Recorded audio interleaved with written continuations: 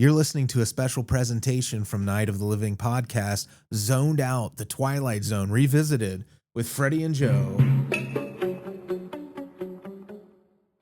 I was telling Joe before the recording that after this, I'm headed to Chuck E. Cheese for my great niece's birthday party. And I haven't been there in so long, I have no idea what to expect. What will the animatronics be? Will there be any animatronics? I've heard there are none, but then again, I just don't get it. I don't get how anybody could go to a Chuck E. Cheese without a rocket fire explosion or a similar thing, but we'll find out. Very sad. You know, we were just again before we started recording. It's the Five Nights at Freddy's effect. I think is that kids probably just are scared of it, and yeah, kids sometimes like what they're scared of. Though I did. I think so too. I think there are kids like that. Maybe that's who we were. The creepy kids. The creeping kids. Oh no, maybe the spooky kids. Have you ever seen the documentary about the rocket fire explosion? No. It's on YouTube in its entirety. If you just search rocket fire explosion documentary, it's like maybe an hour long. It's really good. It came out about 20 years ago or so. Oh, wow. Yeah, it's good stuff. I recommend it. Which it was old 20 years ago, probably. I mean, you know, it had a legacy 20 years ago, I should say. Yeah, so it's interesting to revisit where the documentary was in time, looking back nostalgically, and now the documentary people are watching with some nostalgia as well. It's crazy. Wow. Much like what we do here. So we're getting into Will the Real Martian Please Stand Up? This is one of my favorite episodes, definitely in my top 4 season 2. It's aired on May 26, 1961. First of 5 episodes directed by Montgomery Pittman, who did 2, The Grave, Dead Man's Shoes, and The Last Rites of Jeff Myrtlebank. He tends to have kind of more of the fun, a little more of the fun episodes. Generally speaking, 2 not so much, but the others kind of have a little bit of a humor to them. He wrote all of these episodes that I just named, except for Dead Man's Shoes. And this, I believe this episode, I'm pretty sure Serling wrote. Yeah.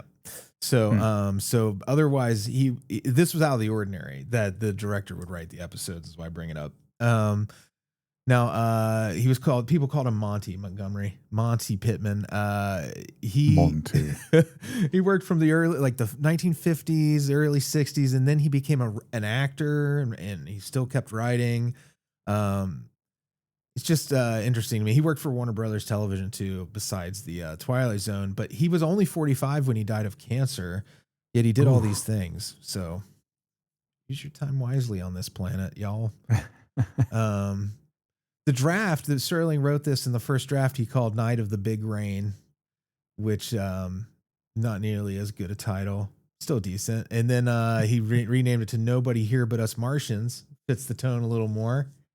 And then The Big Rain. Is it rain spelled differently or something? No, I think maybe it might not have originally been a snowstorm. I'm thinking maybe in his original draft, he might have changed what the weather event was. It's raining so much they can't see.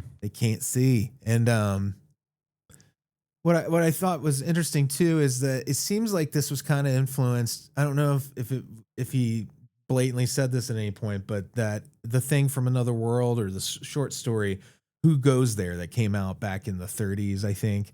That eventually became The Thing from Another World, and then John Carpenter's The Thing. Very similar kind of vibe. This handles it with a lot more humor and levity, but it's also that same paranoia thing, where one of us doesn't belong kind of situation. Maybe a reaction to the Red Scare again. One of the couples, the guy even alludes to. He's like, well, if one of us is that thing. I mean, he says it a couple times. A married couple. Yeah. Yeah. I was like, ooh, I like that. That's. I like to think it was on purpose. I think it's like an homage or, a nod to, and even originally, how in The Thing, at least I don't remember in the book or it was like not a short story, but a novella, I guess. I don't remember if the dog was in there, but definitely in the John Carpenter's The Thing, it kicks off with a dog, and in the original version of the screenplay for this, the dog was going to be who wandered in, who was the outsider. Oh, yeah. So the setting, it's a small island. That's important. That's an island because being stranded somewhere is real important to the story. It's February. It's snowing. It's a road near a place called Tracy's Pond where a suspected UFO crash has happened, and then a nearby diner called the Highway Cafe. So If we pretty, can, I think yeah, we should avoid spoiling it as much as we can yeah, until we get to the end. Yeah. definitely. So it's a bottle, I guess, a bottle episode because most of it just takes place in the cafe. Um, Again, much like The Thing, where it's all in that Arctic research station. It's isolated. We have a cast of 12. And a lot of these are just bus passengers that have ended up in this cafe as part of the story. A lot of character actors. Everyone in this is like a really experienced character actor, except for the really young couple who did nothing else. Basically, she was in only this, and he had only like 3 other credits, I think, around the same time. Maybe they were just both experimenting with being actors that year, and it didn't work out. I hate to say it, she has like one line where I was like, oh, that wasn't a well done line. Needed a little more experience under the belt. Yeah, and he's like, I don't know. Yeah, he was like, well, I never. He had the golly gosh gee willikers. Yeah, But also, yeah, it was like, okay, they're pretty green. definitely, it showed. There are 2 characters we're introduced to. First are the troopers. Trooper Bill Paget, he's the older of the 2. This interests the shit out of me. His career origin, I don't know. Do you know much about this, Joe? No, not at all. So the actor's name, this is a stage name, is John Archer. And the reason his name is John Archer is because when he was younger, there was a radio contest that RKO wrote up a contract for X number of pictures or whatever for an actor that they would name John Archer as a stage name. And then you could win the contract. And Right. yeah, he won the contract. His real name is Ralph Bowman, which is real weird because Bowman and Archer mean the same thing. Oh, yeah, of course, Bowman and Archer. Yeah, which is the first weird thing about it. So he took on this persona of John Archer and had quite a bit of success as that. I just thought the whole thing he was in high school, I think, even maybe, or fresh out of high school, maybe. What a wild thing to have a contest to be an actor. I don't get how, like, what is that? How does that even, the mentality behind it is like, I suppose it's like an audition. America's Got Talent. Yeah. Yeah, I would think. I don't know. I wonder if it was like he's the 5th caller and he gets an acting contract. It would be weird. But yeah, I imagine. Fit the most cherry tomatoes in his mouth or something. Swallowed the most goldfish. I don't know. Then we have the other troopers. The younger trooper, Dan Perry is the character's name. First of 2 appearances by Morgan Jones, who is going to come back as the captain in the Parallel. He was an actor. He's best known for Forbidden Planet, The Blue Angels, and The Gallant Men. That sounds like a Bugs Bunny movie title. Who was in? What was it? Taming of the something, and The Gallant Men. And The Gallant Men. Yes. Anyway, sorry. No, you're fine. Ross, an uptight businessman who is late for a meeting in Boston. This is the second time we've seen this actor, John Hoyt. The first time he was Dr. Loren in The Lateness of the Hour, where he built robots. And I still think he looks like General Moff Tarkin. He does. Yeah. Is it Admiral Moff Tarkin? I don't know. Yeah, Peter Cushing, kind of a little bit of that vibe. Sharp face. Real good actor. Yeah. All of them are. I could say that for everybody in here. Ethel McConnell, who is quote unquote a professional dancer, which feels coded in the Twilight Zone sometimes for other things. I'm not sure. Right. A little bit. It's Jean Willis, or I'm not sure if she pronounces it Wills or Willis. She was a Hollywood actress. She's best known for being in a bunch of B movies and TV shows, like Hard Boiled Characters. She acted for over 30 years, never really became a big star, but just was always working. Something I knew her from before this was the original Invasion of the Body Snatchers. She's the nurse that Kevin McCarthy is seeing in that. And then we have Avery, who is the enthusiastic shit stirrer at the Oh my at the God. counter. I pardon the French. I fucking love this guy. He is a riot. I wouldn't want to be around him in real life, but That's damn, he is hilarious. Jack Elam, who's in tons of stuff. The only time he was in the Twilight Zone here, but he's like a legend. He's American actor. He's known as playing like killers, sidekicks, sometimes just oddball characters like in this. He has one eye that doesn't move. It's not that it's a glass eye, it's just immobilized because when he was a kid in Boy Scouts, he got in a fight and the kid either threw a pencil at him or jabbed it into his eye. I've heard both versions, and it caused the eye to become permanently immobilized.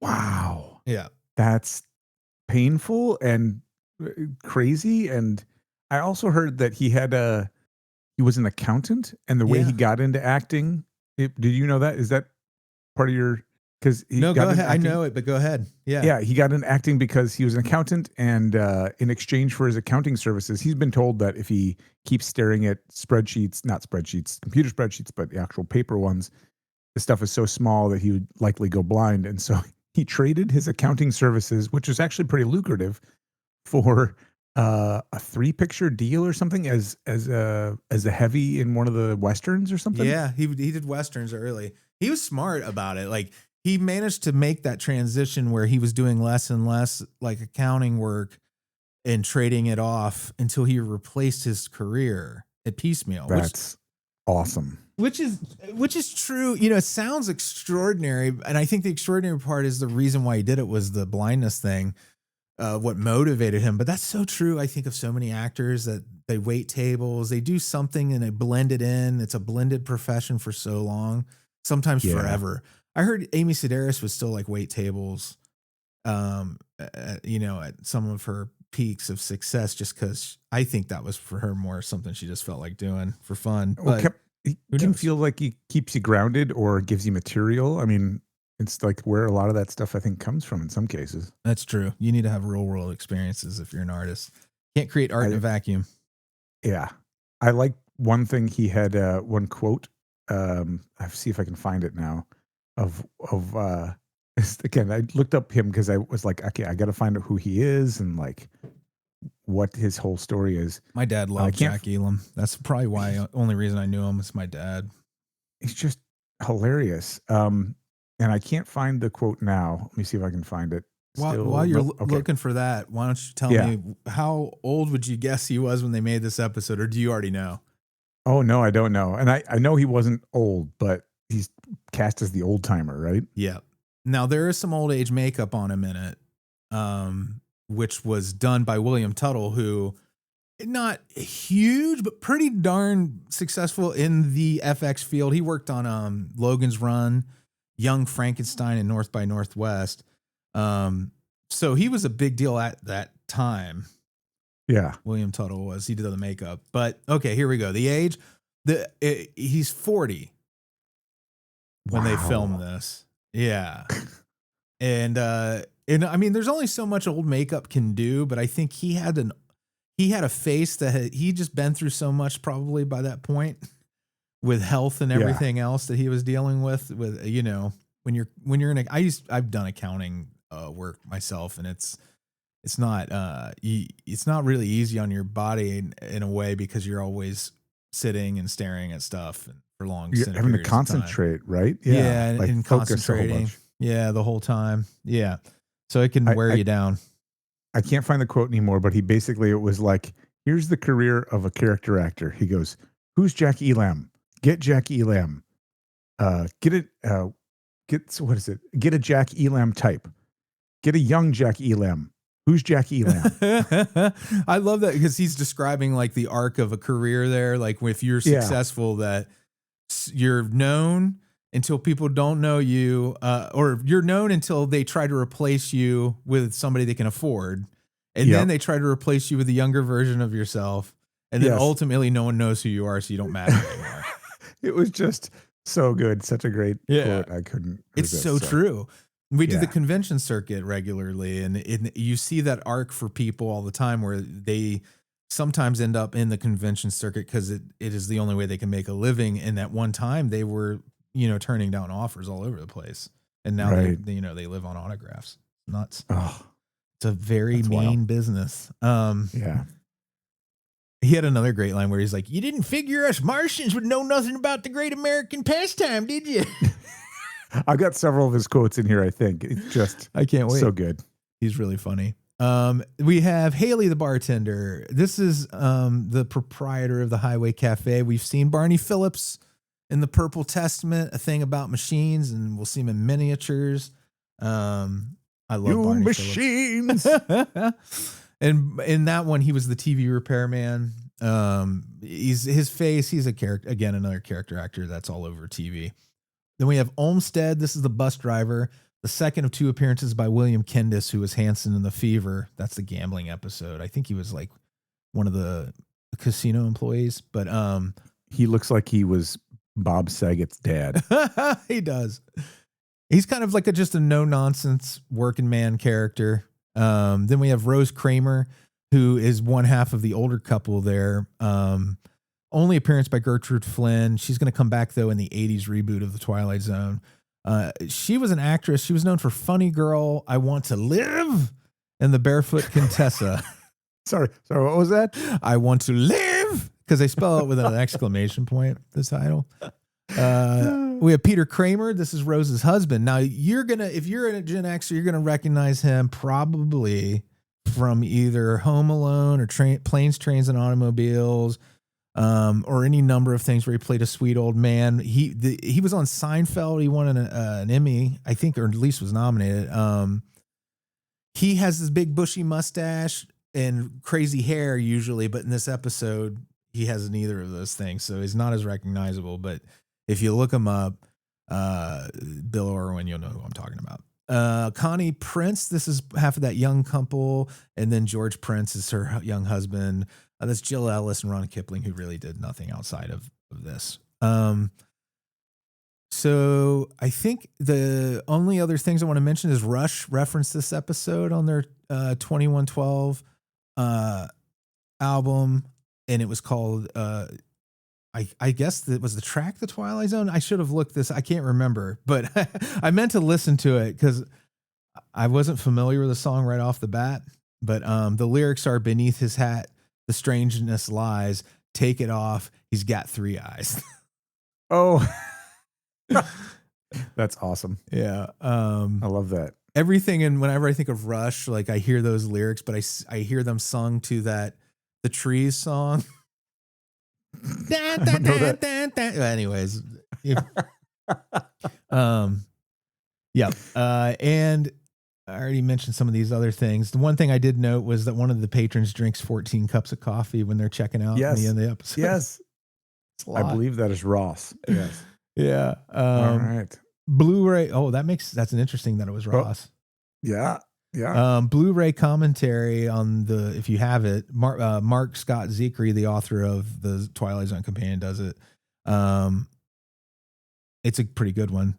And then there's a second commentary by Gary Girani, who wrote Fantastic Television.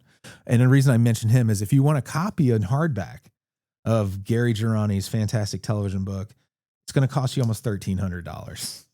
What? Yeah. You can get it in paperback but I guess the hardbacks are so rare.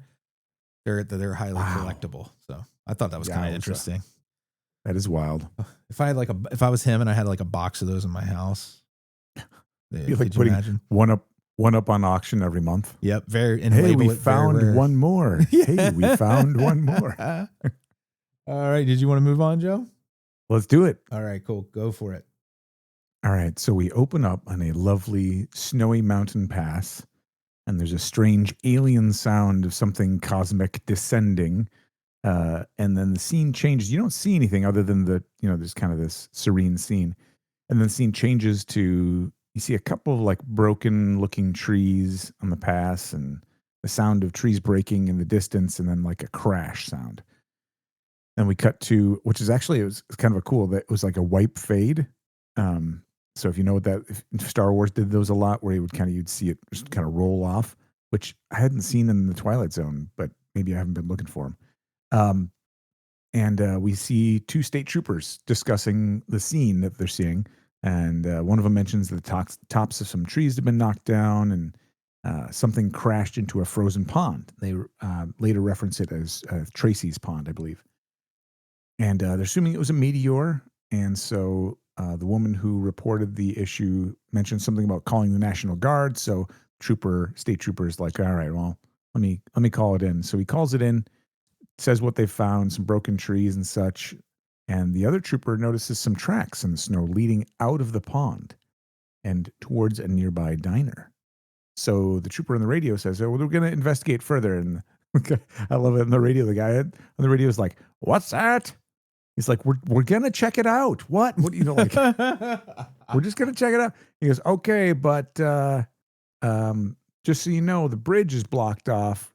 You should block off the bridge because it's not in great shape, and there's some ice buildup." He said, "Oh, okay, all right. So we'll do that." And as they kind of move off to investigate this further, it's kind of a cool. I like this transition. They walk by in the background, and Sterling is behind a stone that he kind of walks forward out of the shadows, and he's been kind of hiding from them. And it's been snowing this whole time, like little fake snow. And it looks like, just a real gentle snow. And as Sterling starts talking, the snow stops. So there's no more snow. I just love it. Snow on command. I love the stone he's standing. Almost looks like it was pulled out of Stonehenge too. It's very cool. It's kind of like almost like a pillar. It's like, about 4 or 5 feet across, and it's just very cool. It's what Spinal Tap originally ordered for their stage. It didn't get. And then had a leprechaun dance around it. Yep. So we get the voiceover. Wintry February night. The present. Order of events. A phone call from a frightened woman notating the arrival of an unidentified flying object. Then the checkout you've just witnessed, with 2 state troopers verifying the event, but with nothing more enlightening to add beyond evidence of some tracks leading across the highway to a diner. You've heard of trying to find a needle in a haystack? Well, stay with us now, and you'll be part of an investigating team whose mission is not to find the proverbial needle. No, their task is even harder. They've got to find a Martian in a diner. And in just a moment, you'll search with them because you've just landed in the Twilight Zone. For real, though. That was a mouthful, but I love that line where he's like, you've got to find something even harder than a needle in a haystack, a Martian in a diner, because diners are full of weirdos. Which actually we get to see a little bit, which is kind of awesome. It reminds me of when This American Life did that special where they just sat in a diner and talked to people for, I think, days even, and compiled I didn't know that recordings. Oh, it's maybe my favorite episode they did. It's real good if you can find it. I don't remember the title, but if you look up This American Life diner episode, I'm sure you'll find it. If I can digress for just a second, people, it's the most amazing thing. If you ever go on vacation, talk to the people around you. You don't have to like them. You'll never see them again. Yep. But talk to them because everybody's got stories, man. It's so true. It's amazing. It's so cool. It's hard to get over that social anxiety and break the ice with a stranger sometimes, but I make myself do it sometimes. It is. I went on a solo trip once, which again, I also advise if you can do it safely. I went to Peru. It's a long story, but I met a woman on the train and she didn't speak English. She spoke Portuguese, I think, or something. And then also a little, I think it was French or German. And then I don't speak, Portuguese, but I think I spoke a little French or German at the same time. And so we used what little of this third language, or second language to both of us. I love that. To communicate. Yeah. It was great. It was just lovely. And she was traveling by herself and I was traveling by myself and just kind of, little comments remarking this and that. And I don't know, you make these connections. It's a beautiful thing. All right. So anyway, back to troopers so they head over to the diner. We get the commercial, and they head over to the diner, and they find the cook Haley dressed in one of those little diner cook caps on his head. And we have bus driver Olmsted in the traditional old timey bus driver outfit. He's got a cap on as well. And his passengers are the dancer Ethel McConnell, who is that kind of the dancer. She's like a glamorous bombshell, kind of a ginger from Gilligan's Island, if you're familiar with that. And we get crazy-eyed prospector type old man Avery. That is my go-to. His voice is my go-to voice for crazy prospector. You can't get. Yeah. It's like the just Jigglebilly from Aqua Teen Hunger Force. I think it was. I don't based know on that him. one. Oh, really? Yeah. Commence to jiggling. We get the sharp-faced businessman Ross with his like dapper black coat draped across his shoulders, and two married couples. One older couple, which is just kind of like they seem like an older, like together, but sometimes maybe bickering couple, and a younger, fresh-faced pair of newlyweds, very young folks. So they're just clinging to each other at their table. The young people, Yes. the whole episode. It's as much fawning over each other as you probably get out of a 1960s TV show. And I think it's kind of adorable considering the inexperience of the actors. Maybe the director was like, "Why don't you guys just hold on to each other so you know what to do with your arms?" But look like you're in love. And they're like, "Okay, I'm gonna touch your face." Oh. So the troopers come in and announce that the bridge has been declared impassable. And the bus driver, who I swear to you looks just like Bob Saget, he like just could be his dad, notes there was a snow slide at the turnoff that blocked the road. And I'm like, wait a minute, but how did the troopers get there then? So a little bit where I was like, didn't they walk? No, they're in their car. Remember at the beginning? They're in their car. I forgot. Yeah. I don't know So why I was thinking they walked. Maybe they were on the island already. Maybe they're the state troopers for just the island. Oh, yeah. I didn't get that it was an island at first either, because I was like, they only mentioned it one time, which is not enough, honestly. Because like I think a lot of audience members, if you miss the point that they're on an island, you're like, well, why don't they just? It's the only bridge off the island. That's the problem. Right. Yeah. Got it. Okay. So, businessman Ross kind of gets upset that he's going to miss his morning meeting in Boston. He's the first to kind of speak up. He protests, and the bus driver says he's not going anywhere until the bridge is fixed. And so the two troopers start kind of scanning everyone in the room and asking questions. And they ask the bus driver for a passenger manifest. And he's like, I'm not driving an airplane. It's not a 707. It's a 14-year-old bus, and business is lousy. He says he had 6 passengers unless someone fell out. He jokes. The trooper's like, well, no one fell out, but somebody must have jumped in because there are 7 people in the diner. Dun, dun, dun. So the camera then shows the faces of all the people with like the menacing music in the background. So it really is like it's a whodunit, really. It's kind of great that way. And in that classic trope, it reminded me a lot. We'll can talk later about it, but reminded me a lot of Monsters on Maple Street. Yes. Where they kind of turn on each other a little bit. It's mostly, all in good, faith, but it's the lasting effects of like the trauma of the Red Scare on Sterling, what it did to him. I think you just McCarthyism. You see it coming back over and over again, the whole series, all 5 seasons. Yeah. It's one of those you don't want to forget it because it's so easy, and it's stuff that was might happen again. It is so happening. We gotta be careful. It's happening right now. Yeah. Yeah. When we record these slightly, you might not be hearing this, but in the news, what's happening today, this is released in the future. Who knows where we're at, but we're in a rough spot. Right. Not great. Now. Hopefully better by the time you hear this. So the trooper asks if anyone who's in the diner when the bus showed up.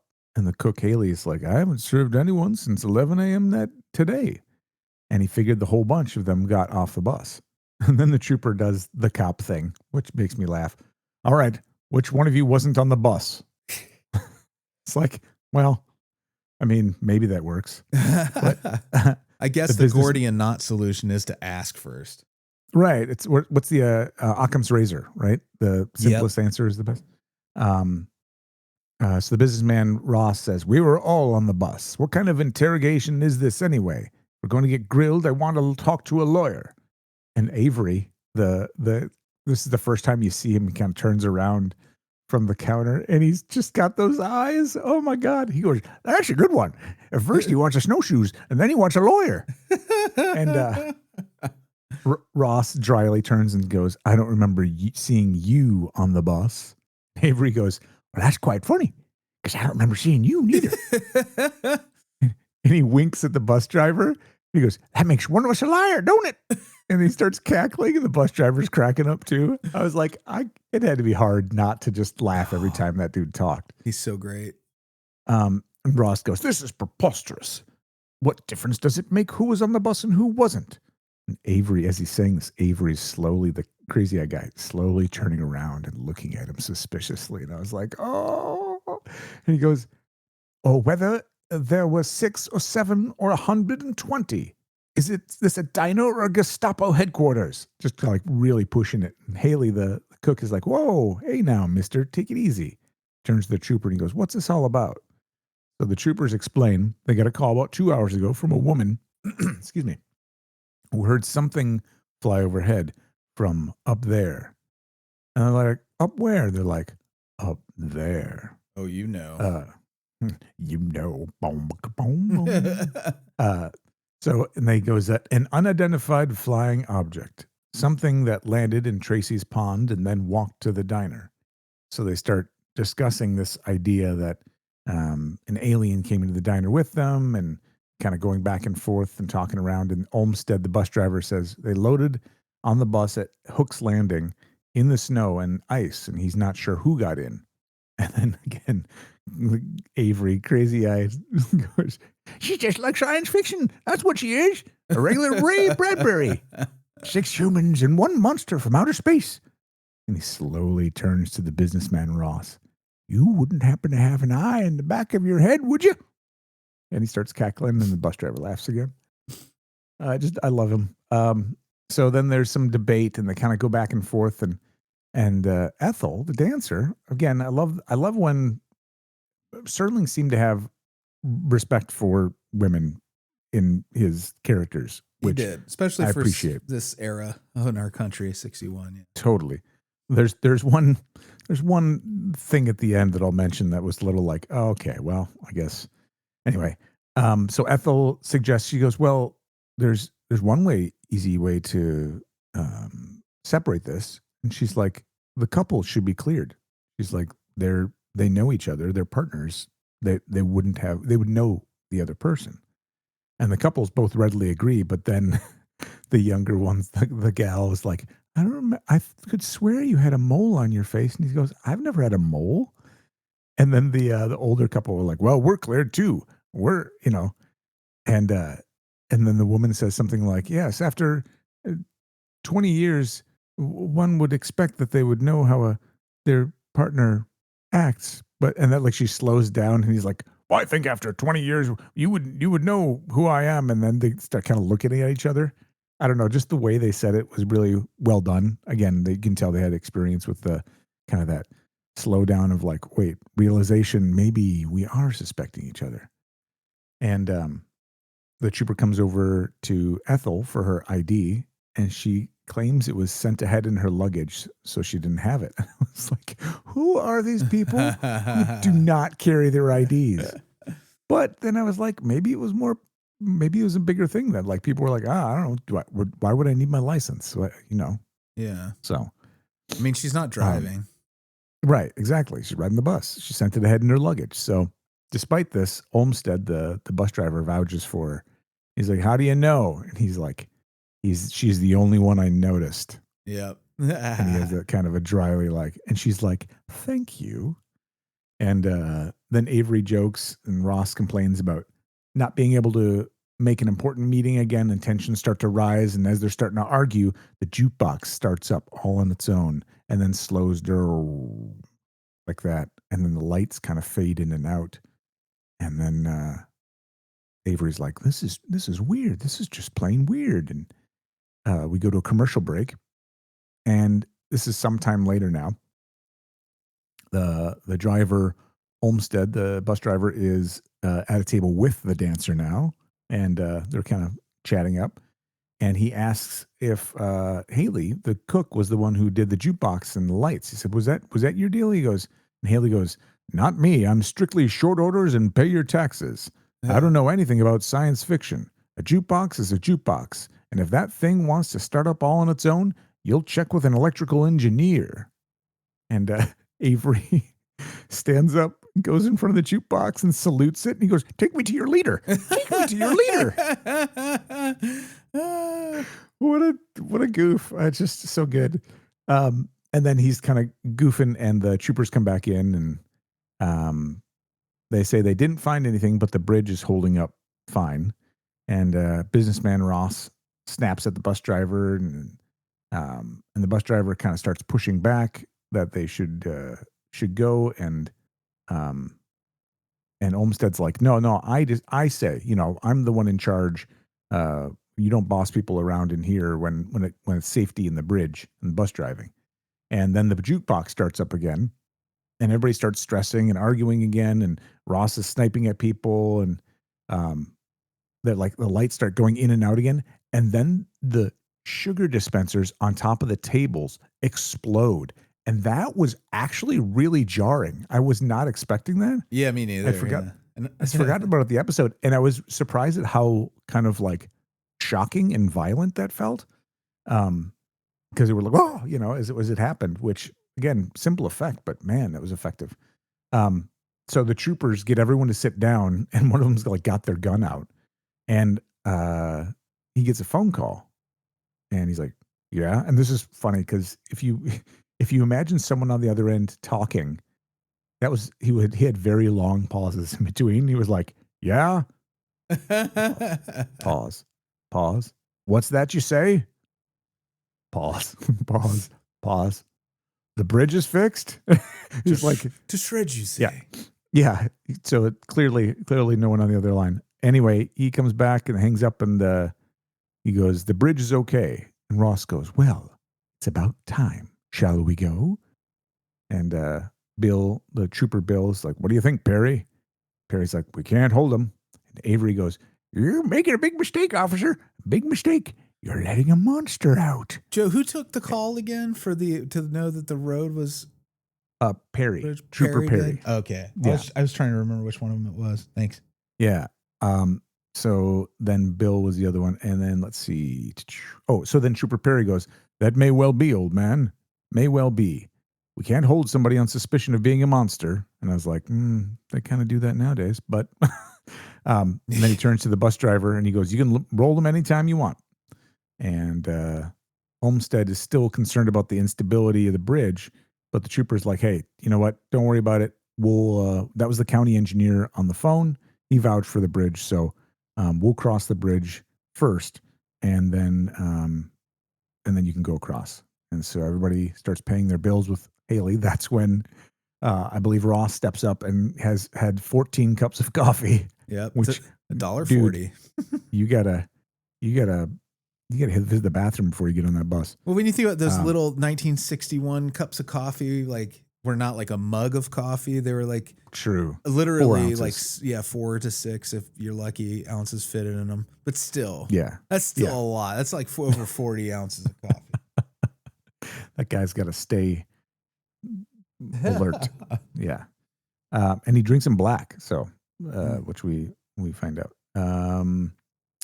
So folks are loading on the bus, and this is the moment where Ethel, the dancer, comes up and says, "Well, goodbye, trooper," or "Goodbye, officer," she says to one of them. He goes, "Goodbye, miss."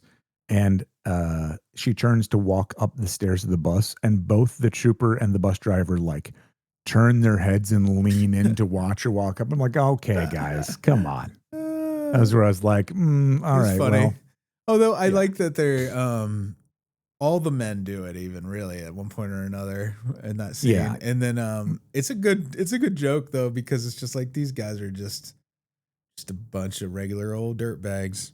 Right, exactly. It's just gross and hangers on. Anyway, As long as you So don't stare, it's okay, right? Just yeah, don't yeah, stare, right. guys. Come on now. Which they clearly did. I mean, you can Yeah. watch it, and it's like a long scene of them like staring, and then she turns around, and then they look at each other like, "Whoa!" Like, Hubba all right, hubba. yeah, bom bom bom bom bom.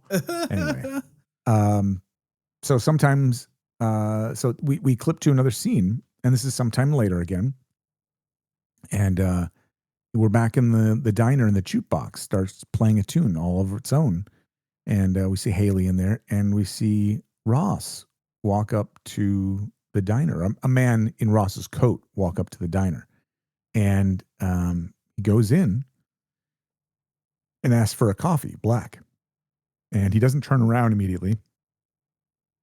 And Haley says, uh, uh, "Well, what are you doing here?" And he goes, he explains to Haley that the bridge collapsed when the troopers went over the bridge, and the bus both fell into the river at the same time, and there were no survivors. And Haley goes, "No one but you," and it flips to him, and it's Ross, and he's like, but he's like, "Well, what?" And Ross is like, or Haley's like, "You're not even wet." And this is the moment where Ross goes, "Wet? What's wet?" And Haley's like, "What do you mean, what's wet? You landed in the river, but your clothes are all dry." And Ross says, "Illusion. That's all. Just an illusion. Like the jukebox playing in the corner. That's an illusion too." And the jukebox stops. Or that telephone ringing. And the phone rings. That's an illusion. Just a parlor trick. And Haley says, "What are you, some kind of magician?" And he goes, "Who, me? Oh, hardly." And as he's saying this, he's pulling a pack of cigarettes out of his coat, and a third arm appears from underneath his coat, pulls out matches, and proceeds to take out a cigarette between the three hands An and Oasis light cigarette. it. Yes. And light it. And he says, and so he makes a real big show of lighting this cigarette and getting it started. And the third arm kind of fades back in. And he goes, "Now, before you faint dead away, I thought I ought to explain that the name isn't really Ross. And I wasn't really going to Boston. No, I was sent as a kind of advanced scout. You know, these cigarettes, do you call them? They taste wonderful. And we haven't got a thing like them on Mars. That's incidentally where I come from. We're beginning to colonize. My friends will be arriving very shortly. I think they're going to like it here. It's a lovely area. So remote, so pleasant, so off the beaten track. Just the perfect spot for a colony, don't you think, Mr. Haley? While we're waiting, how about a little of what you call music?" And Haley has been staring at him this whole time, kind of settles in and goes, "I don't mind. I have to do a little waiting myself. You see, Mr. Ross, my name isn't Haley. And I do agree with you. This is an extraordinary place to colonize. We folks on Venus have the same idea. We got it several years ago. And I think I really ought to tell you that now that your friends aren't coming. They've been intercepted. Oh, a colony is coming, but it's from Venus. And if you're still alive, I think you'll see how we differ." And as he says that, he slides the cook's cap off of his head to reveal a third eye in his forehead. Dun, dun, dun. Dun dun dun. And I agree with you about what they call music. Why don't you play some? And he starts laughing and laughing and laughing. Ah, ah, ah, ah, ah. And as he fades out, we see Ross has got a disgruntled look on his face, and Haley is laughing, and we get the voiceover of "Incident on a small island, to be believed or disbelieved. However, if a sour-faced dandy named Ross, or a big, good-natured counterman who handles a spatula as if he'd been born with one in his mouth, if either of these two entities walks into your premises, you better hold their hands, all three of them, or check the color of their eyes, all three of them. the gentleman in question might try to pull you into the Twilight Zone. One of the great episodes. So good. So good. It's got the paranoia, the horror elements. It's got lots of comedy. It's got the ensemble cast and the bottle episode going for it. That's why it's one of my favorites. And a double twist. And two twists. Like, you knew the reveal was coming and they were going to show you an alien somehow. Yeah. But holy cow, who expected that, right? It's fantastic. So good. Oh, just right to the last. I love this. I love this episode. This is definitely one of my tops. For real. Yeah. Yeah. I think we've gotten pretty thoroughly into Will a Real Martian Please Stand Up?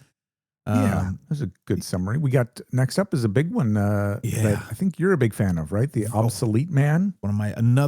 It's weird this season ends with two of my favorite episodes. So they saved the best for last, I think. That's awesome. And this next episode will be the last episode of season 2. Yeah. And then we'll come back with a recap with Matt's joining us. Woo, boy. Matt Hoffman's coming back to the Zoned Out podcast for a recap. It's going to be hard to narrow this down because I got some favorites in here. Yeah, I try to keep track as we go and give them little ratings. So when the season wraps, I can just go look at what I rated them all. And I reevaluate. Such a nerdy thing to do, but I look at the list and I'm like, did I really mean that rating or not in comparison to this one? Yeah.